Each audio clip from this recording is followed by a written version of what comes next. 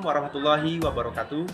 Yang terhormat Bapak Ibu dosen penguji uji kinerja mahasiswa PPG dalam jabatan Universitas Negeri Surabaya angkatan 4 tahun 2020. Perkenalkan, saya Eri Ardi Prasetyo dari SMP Muhammadiyah Harjowinangun, Kecamatan Belitang, Kabupaten Ogan Komering Ulu Timur, Provinsi Sumatera Selatan. Saya mahasiswa PPG dalam jabatan angkatan 4 tahun 2020, program studi Ilmu Pengetahuan Alam Universitas Negeri Surabaya. Hari ini saya akan melaksanakan rekam pembelajaran uji kinerja dengan materi sistem peredaran darah di kelas 8. Dan ini adalah kartu pendaftaran atau formulir pendaftaran saya untuk uji kinerja pada tahap 4 ini. Baiklah, izinkan saya untuk melaksanakan rekam uji gambarnya.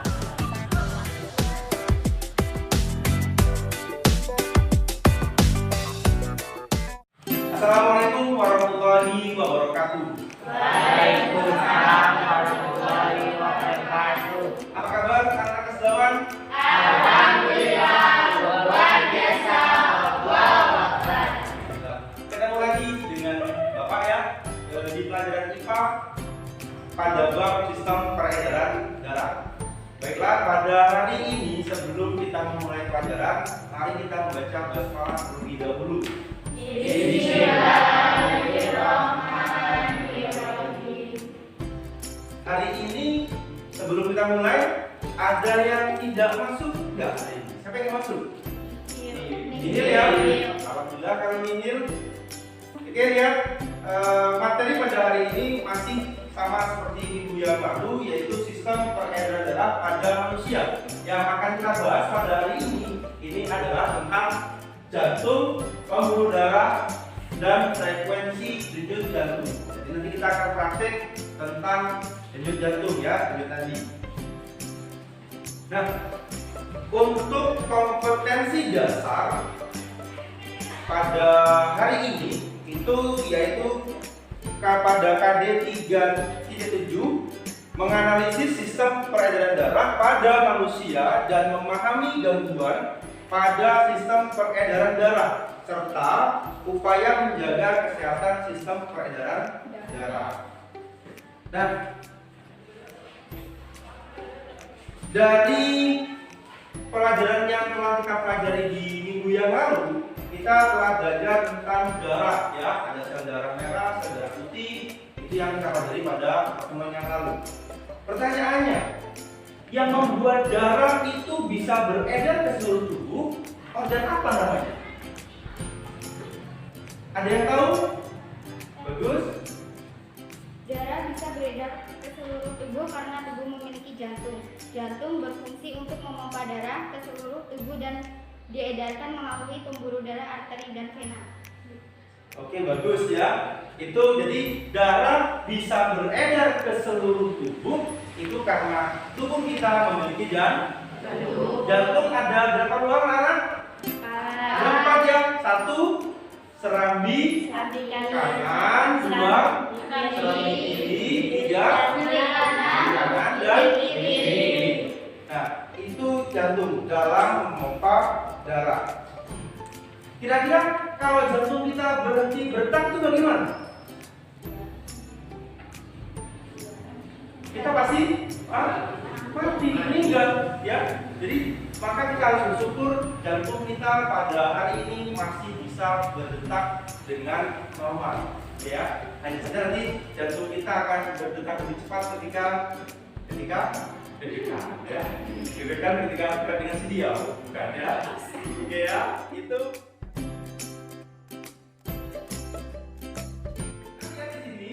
Di sini ada skema ya atau kata konsep tentang sistem peredaran darah.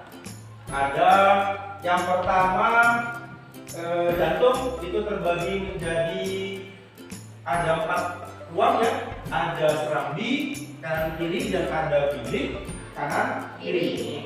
Terus dari jantung darah itu akan keluar dan beredar ke seluruh tubuh dengan bantuan pembuluh darah. Pembuluh darah ada satu pembuluh darah arteri, dua pembuluh darah Vena.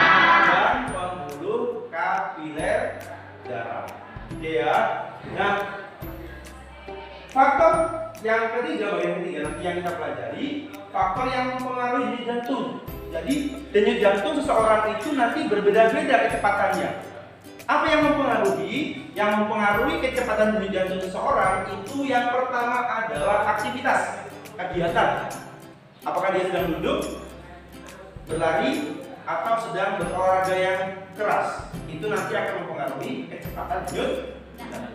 Terus ada suhu tubuh, umur, jenis kelamin, dan komposisi ion. Itu yang mempengaruhi dari kecepatan denyut jantung seseorang.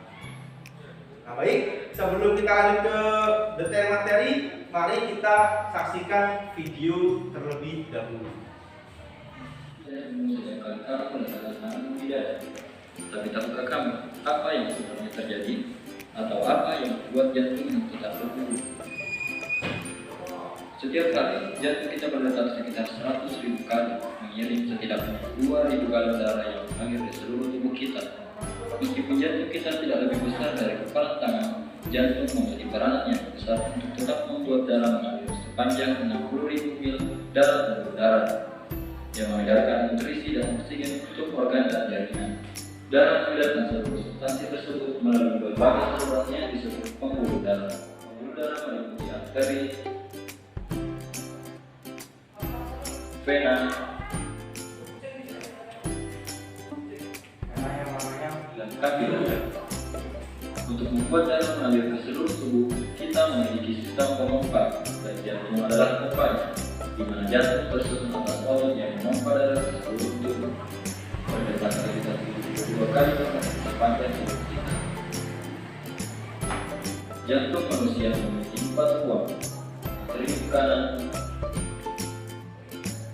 atrium kiri, ventrikel kanan,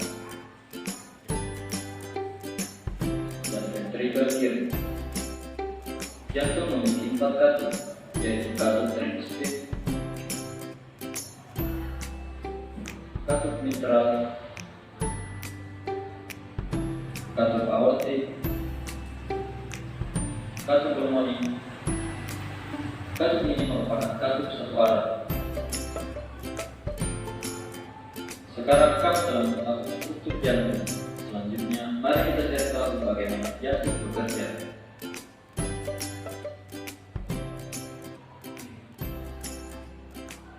Darah menjadi kaya oksigen dengan menyerap oksigen di dalam paru-paru. Jantung mulai bekerja ketika darah yang kaya oksigen terbawa dari paru-paru menuju ke atrium kiri melalui vena pulmonalis. Saat atrium kiri berelaksasi, darah akan terpompa masuk ke jantung. Saat atrium kiri berkontraksi, secara bersamaan ventrikel kiri akan berelaksasi. Atrium kiri menekan darah ke ventrikel kiri melalui katup satu arah. Ketika ventrikel kiri berkontraksi, darah akan terpompa menuju aorta, di mana darah yang kaya akan oksigen dialirkan menuju bagian tubuh lainnya kecuali paru-paru. Darah yang kaya oksigen mencapai seluruh tubuh melalui pembuluh darah yang disebut dengan arteri. Pembuluh darah akan bercabang menjadi kapiler yang selanjutnya akan menjangkau berbagai organ yang berbeda di dalam tubuh.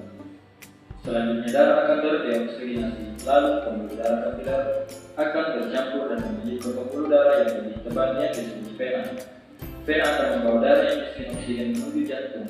Pembuluh darah yang membawa darah yang miskin oksigen disebut dengan vena cava. Darah yang miskin oksigen dari seluruh bagian tubuh masuk ke ruang bagian kanan atas dari jantungnya disebut atrium kanan. Atrium kanan akan berkontraksi dan memungkinkan darah untuk mengalir menuju ventrikel kanan melalui katup satu arah.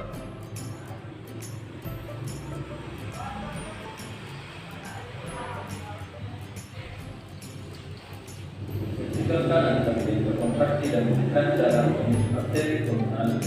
Arteri pulmonalis membawa darah yang miskin oksigen menuju paru-paru. Paru kemudian melakukan pertukaran gas terhadap darah sehingga darah kembali menjadi kaya oksigen. Darah tersebut selanjutnya akan dialirkan kembali ke jantung melalui vena pulmonalis dan kembali mengulang siklus sirkulasi tersebut.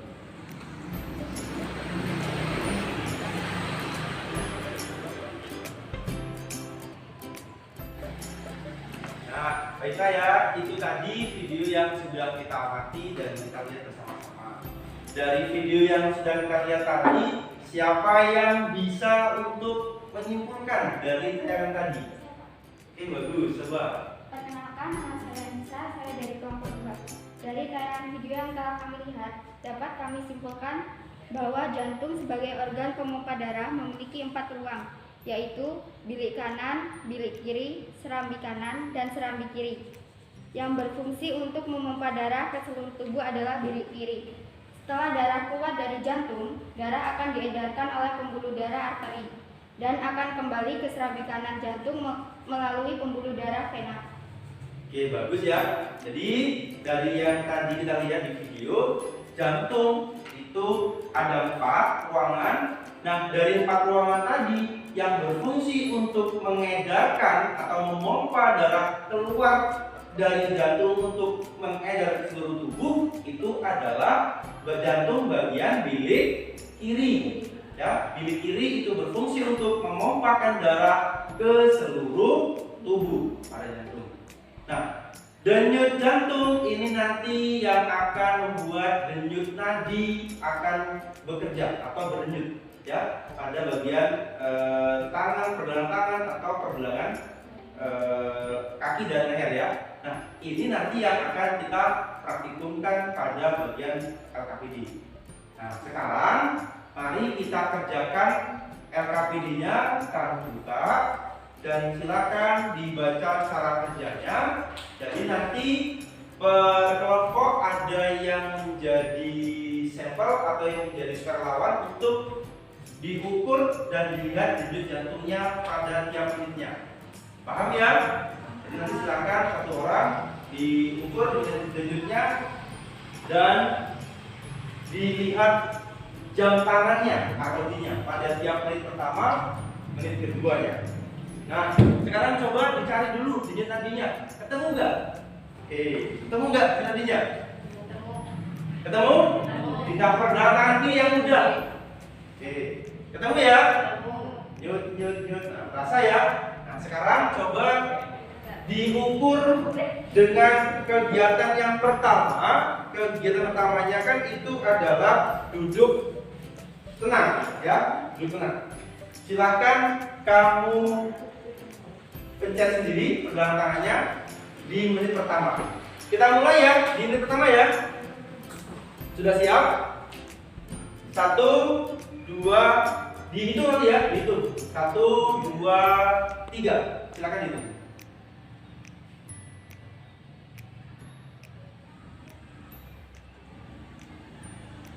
Kita tunggu sampai 1 menit.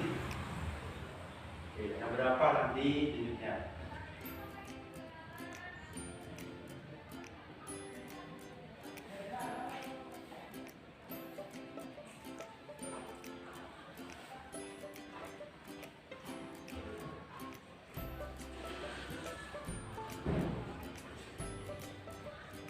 Nanti langsung lanjut menit kedua ya, ditulis sebentar atau ingat-ingat tadi yang pertamanya berapa. Masuk menit yang pertama, ingat ya berapa? Langsung dijumlahkan masuk ke menit kedua. Tadi yang pertama berapa? 80 atau 100?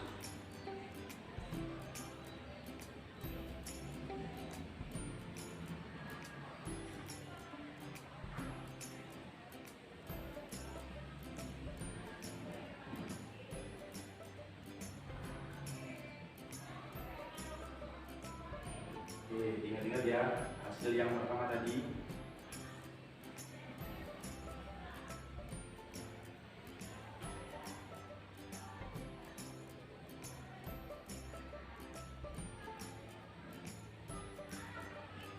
Siap-siap ambil menit kedua.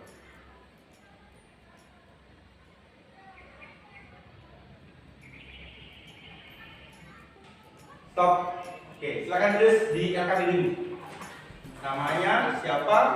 Terus menit yang pertama berapa? Di menit yang pertama tadi ada yang kurang dari 80? Ada yang kurang dari 80? Berapa, Nisa? 50. Laila? 70. 54. 60. 56. 10. 70. Oke ya. Kalau 10 bahaya masalahnya ini ke 10 ya. Jut. Dia berarti terlalu banyak eleknya ya. Jantungnya jelek. Tahan dulu Ada lagi. Ada lagi. Enggak ya. Itu masih normal. Normalnya 50 sampai 60 sampai 100 ya. Karena kita masih dalam keadaan diam, tidak ada aktivitas apapun. Oke, saya tulis ya. Nah, itu kegiatan yang pertama untuk duduk tenang. Yang kedua, jalan santai, berjalan santai. Ayo, siapa yang kelompoknya? Satu maju, satu keluar. Di sini depan ya. Maju, sampel. Ayah. Sini. Ayo. Ayo sini. Coba. Sini.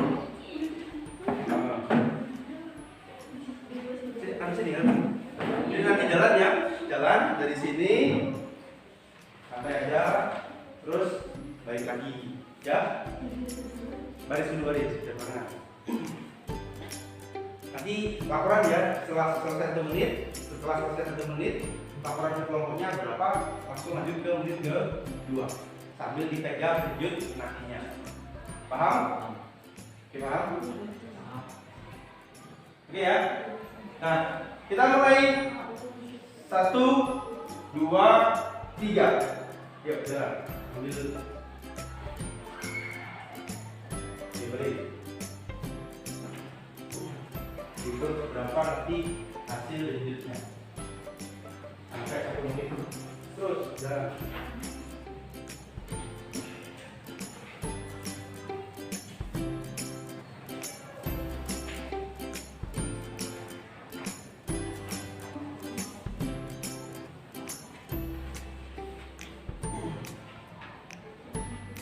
Hitung ya, jangan lupa ya. Nanti lupa.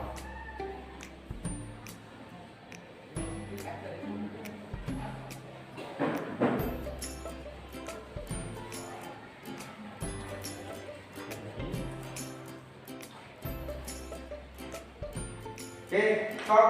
Berapa bulannya? Langsung per kelompok. Lanjut menit keduanya. Coba lagi menit keduanya. Jalan lagi, 2 menit. Jalan lagi. Ini yang kedua ya, yang kedua.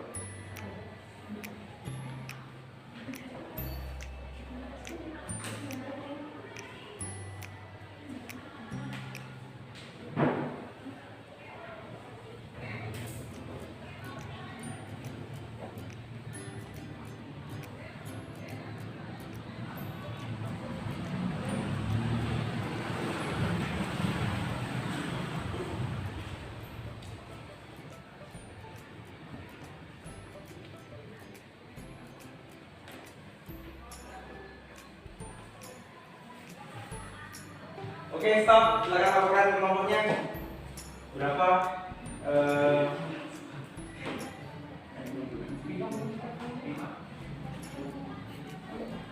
Harusnya naik ya, kalau sudah jalan.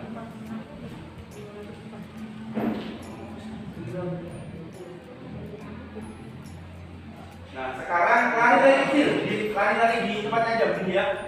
Lari kecil. Silakan kelompoknya. Ayo ya, kamu ya, coba lari selesai. Lari kecil. Selama 1 menit.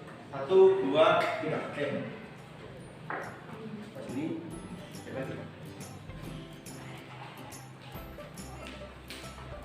coba ini.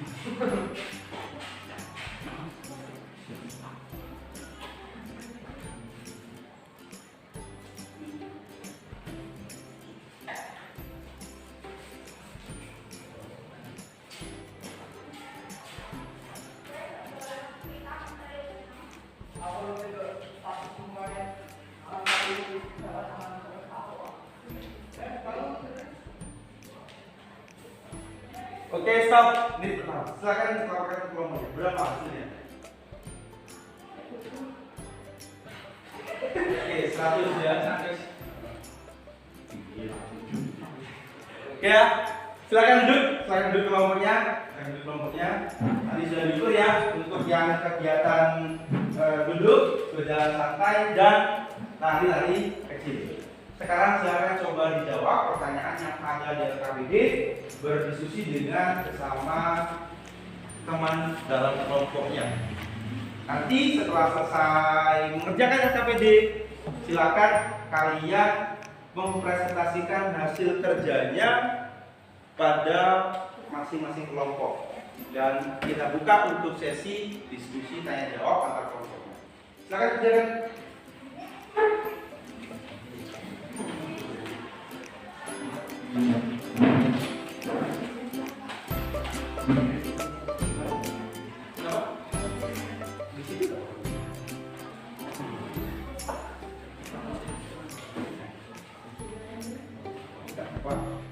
Kerjakan pertanyaannya di LKPD-nya sih tidak apa ya. Silakan dicoret-coret, dijawab, tidak apa. Tulis nama dulu. Paham ya? Silakan kerjakan.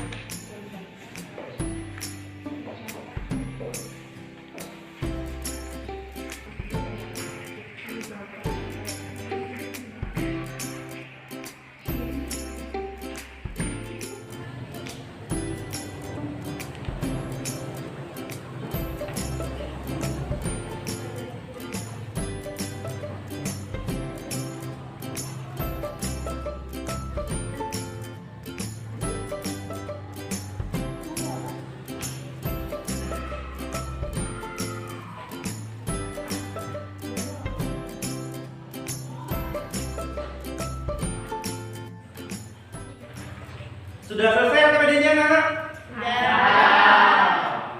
Baik ya.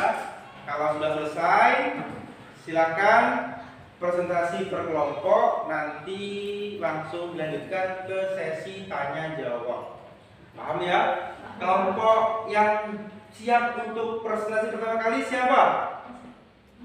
Oke, bagus. Silakan presentasikan hasil belajar kelompoknya.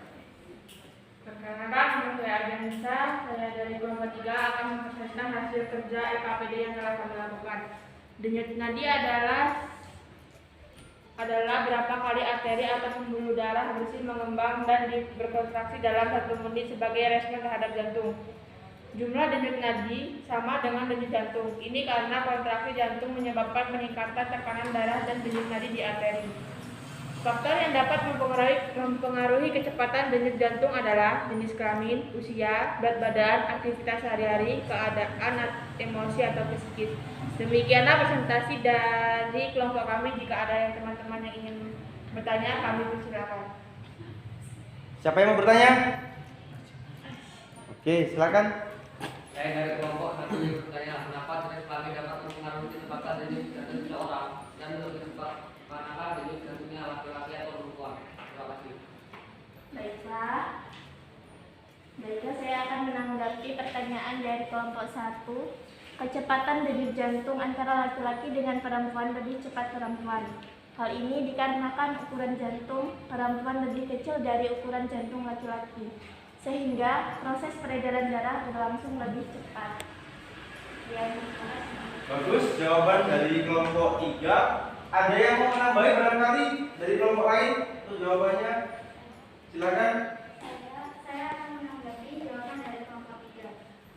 Selain ukuran jantung perempuan lebih kecil, perempuan juga memiliki massa otot yang lebih sedikit, dan otot berperan cukup banyak dalam metabolisme tubuh. Naiknya denyut jantung yang dialami oleh perempuan masih tergolong mekanisme alamiah tubuh untuk mengkompensasikan tingkat metabolisme. Sekian, terima kasih. Bagus ya, itu tadi presentasi dari kelompok 3 dan sudah ada yang bertanya dan dijawab. Untuk selanjutnya, kelompok berapa yang akan mempresentasikan hasilnya? Bagus, kelompok 2. Silakan. Saya dari kelompok 2. Darah dapat mengalir ke seluruh tubuh karena di dalam tubuh kita terdapat organ yang berperan sebagai pemompa darah yang disebut dengan jantung. Jantung terdiri atas 4 ruang, yaitu serambi ke atas dan serambi kiri, serta bilik kanan dan bilik kiri. Serambi jantung terletak pada bagian atas, sedangkan bilik jantung terletak di sebelah bawah. Darah dari seluruh tubuh akan masuk pertama kali ke serambi kanan. 2 ya. Nah, siapa yang ingin bertanya dari presentasinya kelompok 2? Saya Pak. Bagus, silakan.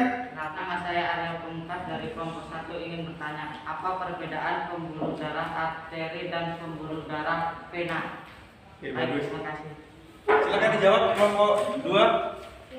Perkenalkan, nama saya Agneta, saya dari kelompok 2. Saya akan menanggapi pertanyaan dari kelompok 1. Arteri merupakan pembuluh darah yang mengalirkan darah ke jantung, sedangkan vena mengalirkan darah masuk ke jantung.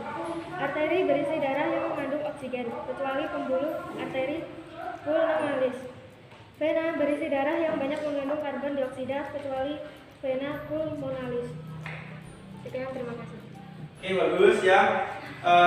Itu tadi hasil presentasi kelompoknya ya. Semua kelompok sudah mempresentasikan dari hasil diskusinya. Nah, coba lihat dulu sekarang ke PowerPoint dari Bapak yang ada di depan ini. Jadi tadi sudah kita pelajari.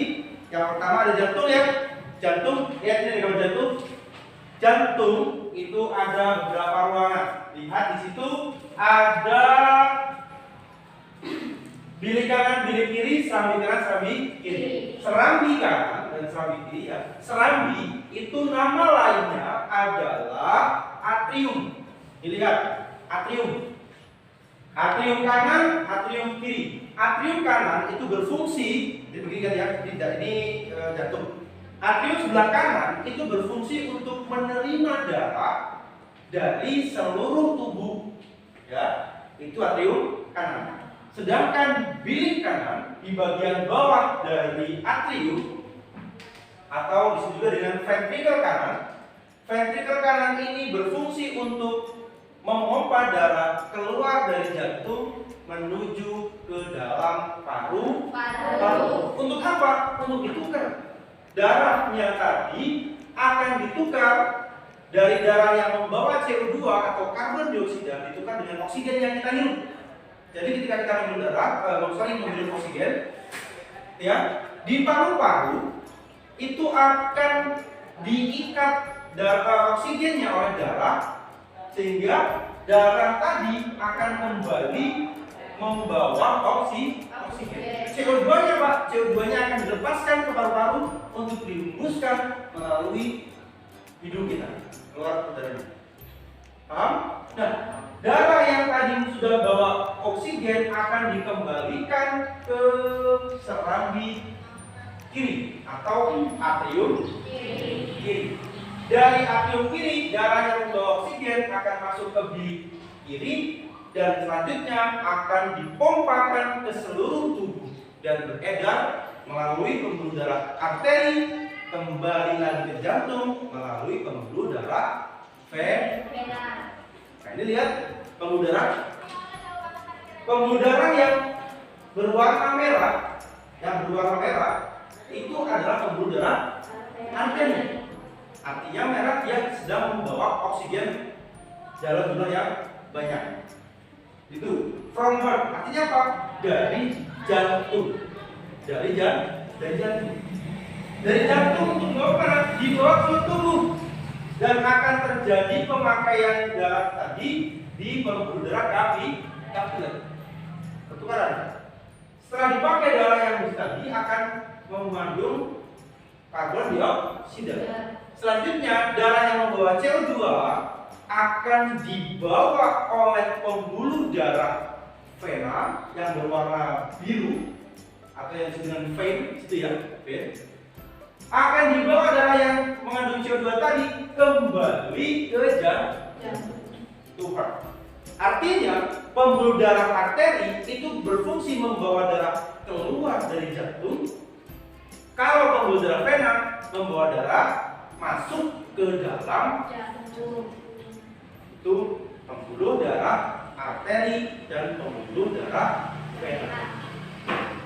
Lihat ya, kalau pembuluh darah yang tadi kita ukur denyutnya di pergelangan tangan itu adalah pembuluh darah arteri atau yang disebut dengan pembuluh nadi.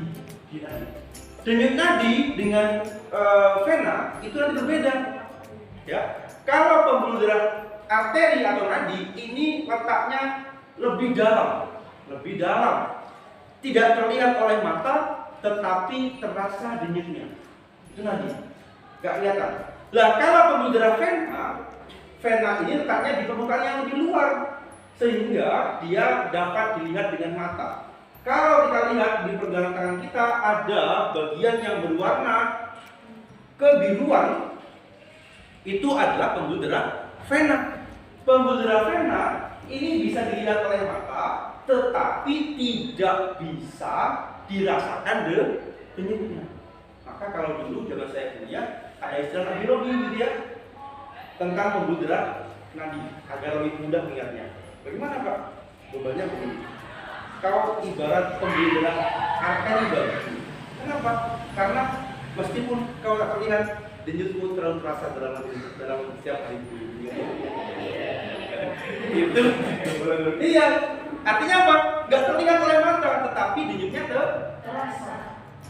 Kalau pembuluh darah vena, kenapa? Kok ibarat pembuluh darah vena begitu? Kenapa? Selalu terlihat tetapi tak dapat merasakan denyutnya, begitu ya? Itu pembuluh darah vena.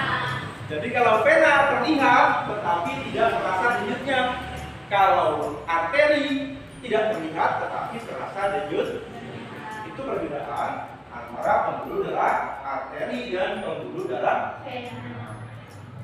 Nah, ada beberapa faktor yang mempengaruhi denyut jantung. Tadi yang sudah dibahas ya bersama kelompok. Yang pertama ada jenis kegiatan atau aktivitas tubuh. Yang kedua jenis kelamin. Yang ketiga suhu tubuh. Dan yang keempat umur serta komposisi ion. Itu yang mempengaruhi denyut jantung.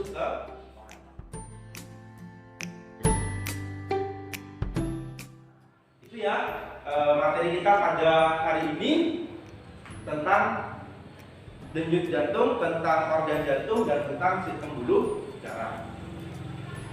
Mengenai pertemuan pada hari ini ada yang bisa menyimpulkan tentang pelajaran kita hari ini? Bagus. Silakan. Kesimpulannya yaitu jantung berfungsi untuk memompa darah. Jantung terdiri atas 4 ruangan, yaitu serambi atau atrium kiri dan serambi atau atrium kanan, serta bili atau ventrikel kiri dan bili ventrikel kanan. Pembuluh darah dapat dibedakan menjadi 3, yaitu pembuluh darah nadi arteri atau pembuluh darah balik bilik vena dan kapiler. Faktor yang mempengaruhi frekuensi denyut jantung diantaranya adalah kegiatan atau aktivitas tubuh, jenis kelamin, suhu tubuh, umur, dan komposisi ion. Sekian yang saya dapat sampaikan. Terima kasih. Bagus ya, kesimpulan dari kelompok 3. Jadi itu tadi tentang materi kita ya, bahwasanya jantung ada 4 ruang. 1 tadi apa? Serambi kanan, serambi kiri, serambi kanan, kiri. Bagus. Pembuluh darah ada 3. 1 arteri, vena, dan kapiler. Bagus. Dan yang mempengaruhi kecepatan denyut jantung seseorang itu diantaranya adalah 1 aktivitas tubuh, 2 jenis kelamin, suhu tubuh, komposisi ion. Bagus ya. Itu tentang materi kita pada hari ini. Nah, untuk hari ini presentasi kelompoknya sudah cukup bagus, sangat baik, semuanya sudah aktif. Yang masih kira-kira belum aktif, silahkan ditingkatkan ya aktifannya. Dan sudah bagus juga kerja kelompok antar temannya. Bagus ya. Nah, setelah ini nanti jangan lupa LKPD-nya dikumpulkan dan kerjakan soal yang ada yang tadi sudah berbagi ya, soal eksplorasi. Silahkan dikerjakan, nanti diisi dan dikumpul ke ketua kelas untuk dibawa ke kantor, dikumpul ke bapak. Paham ya? Paham? Bagus ya. Jangan lupa untuk pertemuan berikutnya pelajari tentang gangguan dan kelainan pada sistem pembuluh darah atau sistem peredaran darah. Dipelajari sehingga ketika kita sudah bertemu nanti di materi yang itu kita bisa lebih mudah belajarnya. Baik, sebelum Bapak akhiri, barangkali masih ada yang mau ditanyakan. Silakan kalau ada yang mau ditanyakan. Oke, bagus. Silakan tanya. Pembuluh darah apa yang membawa darah dari paru-paru ke jantung? Oke, pertanyaannya berarti pembuluh apa Pak yang membawa darah dari paru-paru ke jantung? Berarti itu pembuluh darah yang membawa darah kaya akan oksigen ya. Maka kalau pembuluh darah dari paru-paru kembali ke jantung, itu berarti pembuluh darah balik. Pembuluh darah balik itu disebut juga dengan pembuluh darah vena. Nah, pembuluh darah balik vena yang berasal dari paru-paru itu disebut dengan vena pulmonalis. Bagus. Pertanyaan dari si Aulia. Kalau tidak ada lagi yang mau ditanyakan, maka kita akhiri pelajaran pada hari ini ya. Untuk mengakhiri pelajaran pada hari ini, mari kita membaca hamdalah bersama-sama. Ingat ya, kita masih dalam kondisi pandemi COVID-19, maka selalu terapkan protokol kesehatan dalam kehidupan sehari-hari. Jangan lupa pakai masker, jaga jarak, dan selalu mencuci tangan dengan menggunakan sabun. Ingat ya, semoga kita semuanya tetap diberikan kesehatan, kekuatan, dan semangat dalam belajar meskipun dalam keadaan pandemi. Sampai ketemu pada pertemuan berikutnya. Semangat terus belajarnya. Bapak akhiri, wassalamualaikum warahmatullahi wabarakatuh.